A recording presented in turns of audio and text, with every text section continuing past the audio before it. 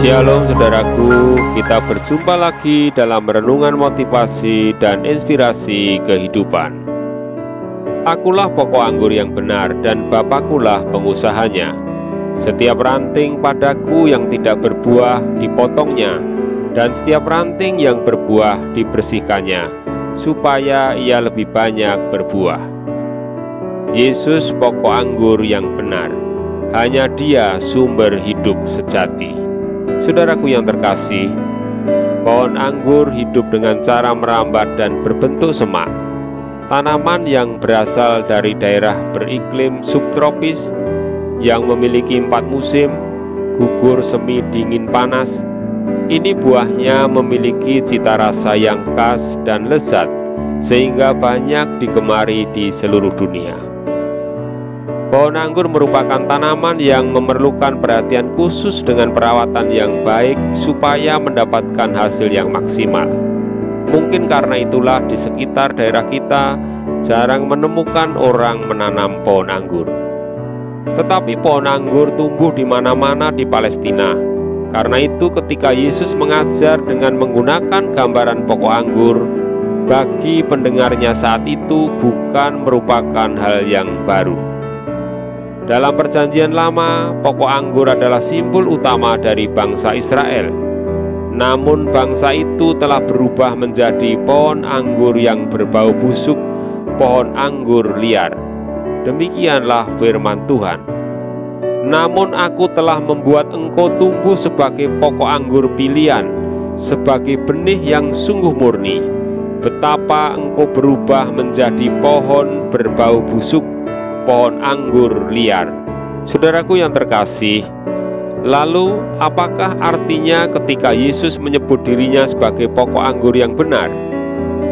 Kepada orang Yahudi, Yesus menegaskan bahwa keselamatan diperoleh bukan karena mereka memiliki status orang Yahudi sebagai umat Allah.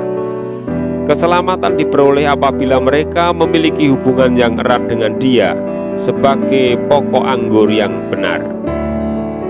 Kepada murid-muridnya, juga kepada kita semua, Yesus mengajarkan tentang kesatuan yang erat antara kita dengan Dia sebagai Tuhan dan Juru Selamat, Sang sumber hidup sejati. Saudaraku yang terkasih, seperti halnya ranting dari pohon anggur yang harus menempel pada pokoknya supaya bisa hidup, demikian juga kita harus menjalin hubungan yang erat dengan Yesus supaya bisa memiliki hidup yang sejati. Hidup kita sangat bergantung kepada Yesus. Di luar Yesus berarti mati, tidak ada kehidupan. Seperti ranting yang terpisah dari pokoknya, hidup di luar Yesus, kita tidak bisa berbuat apa-apa. Ranting yang menempel akan hidup dan berbuah. Supaya hidup kita bisa berbuah, kita harus selalu menempel pada Yesus, menjalin hubungan yang erat dengan Dia. Hidup menjadi murid Yesus terwujud dalam kesungguhan percaya kepadanya, yang dibuktikan melalui hidup yang menjalankan kehendak-Nya dan menghasilkan buah, yaitu cinta kasih kepada Tuhan dan sesama. Demikianlah pernyataan Yesus Kristus. Akulah pokok anggur dan kamulah ranting-rantingnya. Barang siapa tinggal di dalam aku dan aku di dalam dia, ia berbuah banyak, sebab di luar aku kamu tidak dapat berbuat apa-apa. Barang siapa tidak tinggal di dalam aku, ia dibuang keluar seperti ranting dan menjadi kering, kemudian dikumpulkan orang dan dicampakkan ke dalam api, lalu dibakar. Jikalau kamu tinggal di dalam aku dan firman-Ku tinggal di dalam kamu, mintalah apa saja yang kamu kehendaki, dan kamu akan menerimanya. Dalam hal inilah Bapa-Ku dipermuliakan, yaitu jika kamu berbuah banyak, dan dengan demikian kamu adalah murid-murid-Ku. Saudaraku yang terkasih, ranting yang tidak berbuah akan dipotong dan dibuang, akhirnya dibakar. Seperti itulah yang akan terjadi bila hidup kita tidak menghasilkan buah yang baik. Bila kita berada di luar Yesus, maka tidak ada kemampuan untuk berbuah.